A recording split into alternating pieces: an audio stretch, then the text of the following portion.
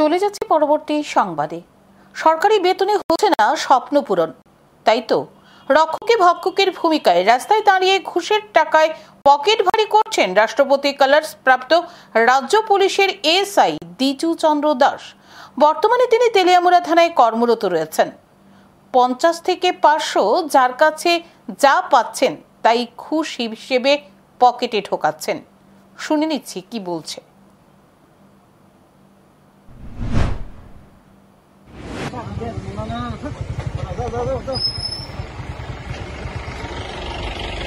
টাকা চাইছে তোমার কাছে?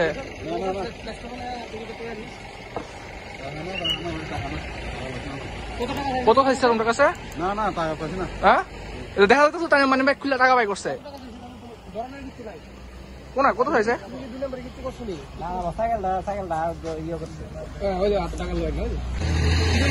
কত হ্যাঁ তুমি কত দিক আছে? আমি স্যার 100 টাকা পিস্তান দিই। মানে সবসময় বই খাই রেজিস্ট্রেশনে গিয়েছিল বল সবসময় মানে প্যাসেঞ্জার লেগে গেলে আটকা হেনস্থা করে কি কি করবার একজন পথ চলতি সাধারণ মানুষজন হিসাবে। তোমরা তো যান চলাচল করা সবসময়, মানে যান চালক তোমরা, মানে পছন্দই ক্ষতি হয়। তাই নাম টাম জানো নি? নাম জানি না। নাম জানো না? এখন আমার সঙ্গে টেলিফোন লাইনে রয়েছে ডেস্ক থেকে ইন্দ্রজিৎ ভৌমিক। Hello hello Indrajit. হ্যাঁ শুনতে পাচ্ছ? আজকে সারা রাজ্যে চলছে যানবাহন চেকিং এর নামে যান চালকদের হয়রানি করা আর পুলিশ বাবুদের পকেট ভারী করার মতো ঘটনা। তো এই বিষয়ে বিস্তারিত জানাও। আমরা যেটা জানি সাধারণত যে পুলিশ যারা রয়েছে, আরক্ষা কর্মী রাজ্যের আইন শৃঙ্খলা রক্ষার দায়িত্বে, রাজ্যের আইন শৃঙ্খলা রক্ষার দায়িত্বে রয়েছে আরক্ষা প্রশাসন। অর্থাৎ আরক্ষা প্রশাসনের মধ্যে কিন্তু সেখানে রাজ্য পুলিশও রয়েছে। রাজ্য পুলিশ কিন্তু রাজ্যের আইন শৃঙ্খলা রক্ষার দায়িত্বের পাশাপাশি কিন্তু রাজ্যে যাতে শান্তি শৃঙ্খলা বজায় রাখে এবং মানুষের নিরাপত্তা দেওয়ার দায়িত্ব কিন্তু রাজ্য পুলিশ রয়েছে। কিন্তু দেখা যাচ্ছে বর্তমান সময়ে একাংশ পুলিশ কর্মীর কারণে কিন্তু এই যে রাজ্য পুলিশের নাম বারে বারে কিন্তু কালিমা লিপ্ত হচ্ছে। একটা সময় রাজ্য পুলিশ রাষ্ট্রপতির কালার্স অর্জন করেছিল, কিন্তু বর্তমানে সেই রাজ্য পুলিশের এই একাংশ কর্মী এবং অফিসারের কারণে সেখানে রাজ্য পুলিশের নাম সম্পূর্ণরূপে কালিমা লিপ্ত হচ্ছে। যদিও এই সকল পুলিশ কর্মী এবং অফিসারদের এত কোনো কিছুই আসে যায় না, কারণ হচ্ছে কি তাদের উদ্দেশ্য একটাই, তারা সরকার থেকে মাসের শেষে যে বেতন পাচ্ছে তা দিয়ে তারা তাদের স্বপ্ন পূরণ করতে পারছে না। তাই তারা বেছে নিয়েছে অনৈতিক ভাবে অর্থ উপার্জনের রাস্তা, অর্থাৎ ঘুষ নেওয়ার পন্থা তারা অবলম্বন করেছে।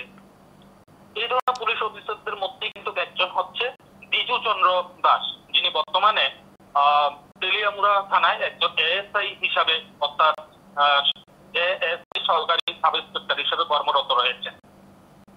যেটা সবচেয়ে বড় বিষয় সামনে উঠে এসেছে যে এই এএসআই বিভিন্ন সময় থানা থেকে 2 বা 3 কনস্টেবল নিয়ে থানার গাড়ি নিয়ে বেরিয়ে পড়ছেন যানবাহন চেকিং এর নামে, এবং সেখানে যানবাহন চেকিং এর নামে বেরিয়ে কিন্তু তিনি রীতিমতো রাস্তায় দাঁড়িয়ে যারা যান চালক রয়েছে, বাইক চালক অর্থাৎ দ্বিচক্র যান চালক, অটো চালক, তাদেরকে দাঁড় করিয়ে যখন তখন হয়রানি করছেন এবং তাদের কাছ থেকে নিজের ইচ্ছে মতো ঘুষ সংগ্রহ করে যাচ্ছেন। কখনো 50 টাকা, কখনো 500 টাকা, যার কাছ থেকে যেমন পাচ্ছেন তিনি তেমনই। আচ্ছা একটা কথা বলছিলাম, উনি কি তাহলে রিসিট দিচ্ছেন না? রিসিট বা ওখানে কি সিসিটিভি ক্যামেরা নেই?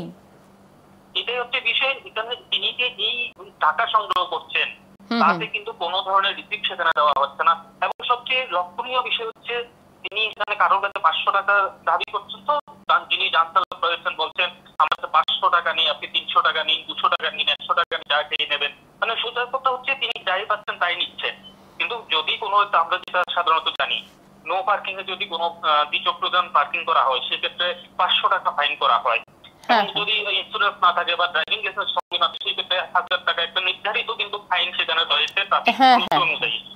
কিন্তু তিনি সেই ধরনের ট্রাফিক রুলস মেনে কোনো ধরনের ফাইন তিনি সংগ্রহ না, তিনি নিজের মর্জি মতো টাকা সংগ্রহ করছেন। এই যে টাকা তিনি সংগ্রহ করছেন তা কিন্তু রাজ্য সরকারের কোষাগারে যাচ্ছে না, একদম একদম এটা সোজা চলে যাচ্ছে ওনার ব্যক্তিগত ব্যাংক অ্যাকাউন্ট, অর্থাৎ নিজের ঘরে নিজের পকেটে এই টাকা চলে যাচ্ছে। এবং সবচেয়ে লক্ষণীয় বিষয় যে গতকালকে রাত্রে তিনি যেটা করেছেন, তেলিয়ামুড়া শহরের নেতাজি নগর কমিটি হলের ঠিক সামনে তিনি থানার দুজন কনস্টেবলকে নিয়ে যানবাহন চেকিং এর জন্য বসে। ঠিক তখনই দেখা গেছে এক বাইক চালক সেখানে এসেছেন, ওনার সাথে ওনার যে বাইকের ডকুমেন্টস কাগজপত্র সাথে ছিল না, তার জন্য তিনি সেই বাইক চালকের কাছে 500 টাকা জরিমানা হিসাবে দাবি করেছেন।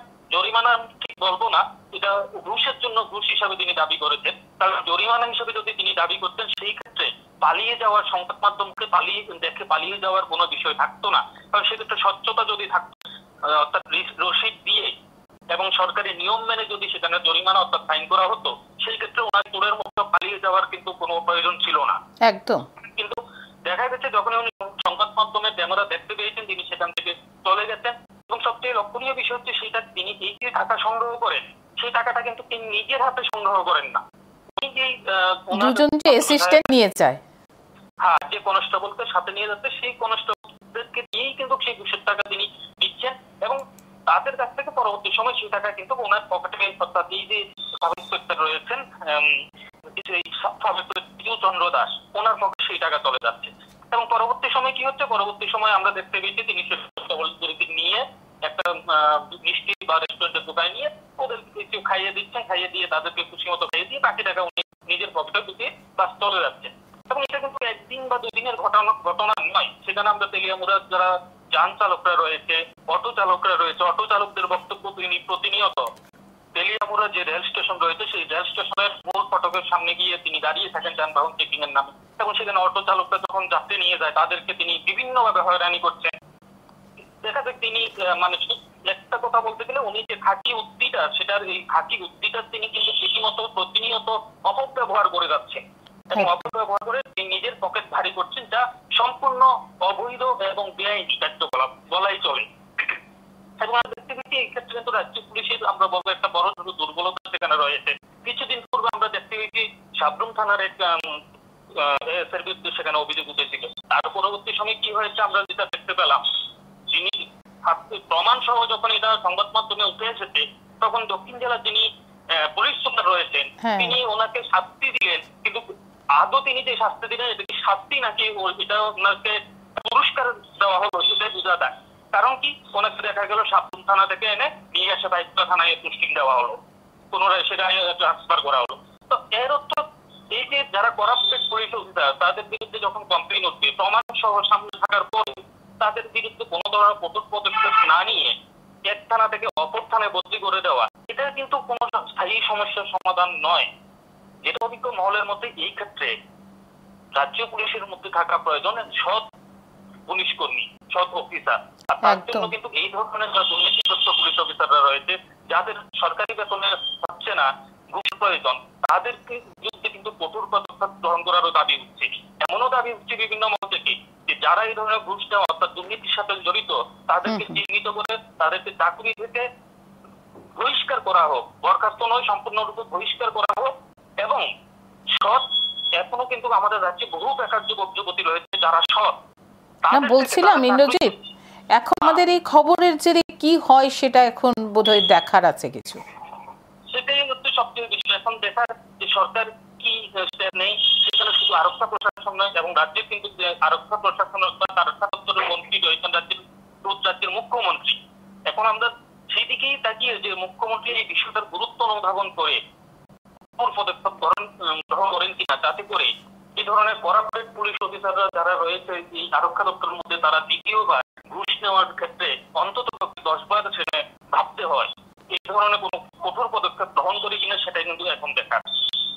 ঠিক আছে ইন্দ্রজিৎ, সঙ্গে থাকো, ধন্যবাদ। তাহলে এখন দেখার কি ব্যবস্থা গ্রহণ করে প্রশাসন এই পুলিশ বাবুর বিরুদ্ধে। এখন সময় বিরতির, রয়েছে আরো খবর, সঙ্গে থাকুন।